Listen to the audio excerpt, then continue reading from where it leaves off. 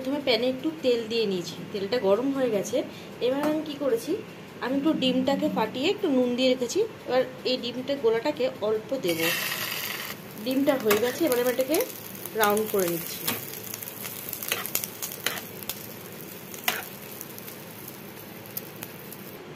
আমি ডিমগুলোকে দেখো এইভাবে রোল রোল করে ভেজে নিয়েছি হালকাভাবে।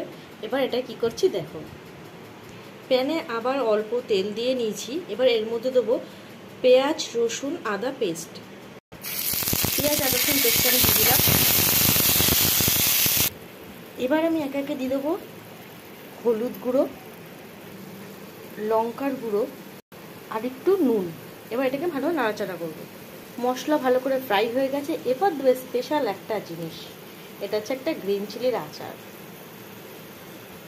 আজকে আমরা তাহলে কী বানাচ্ছি বুঝে গেছো, আচারি ডিম। এটাকে বেশ ভালো করে এটার সাথে মিশিয়ে নেব। আমার গ্রেভি পুরো রেডি। এবার আমি এর মধ্যে যে ডিমগুলো ভেজে রেখেছি একটা একটা করে সেই ডিমগুলো দিয়ে দেবো। দিয়ে জাস্ট একটু নাড়াচাড়া করে দিলেই রেডি আমার আচারি ডিম। গরমকাল একটু টক ঝাল খেতে খুবই ভালো লাগে, তাই জন্য এটা এইভাবে করলাম। দেখো একদম তৈরি আমার আচারি ডিম। আমার রাতের ডিনার রেডি, আচারি ডিম সঙ্গে ভাত। তো চলো আমি এটা খাই, তোমরা টেস্ট করে দেখো কীরকম লাগে খেতে।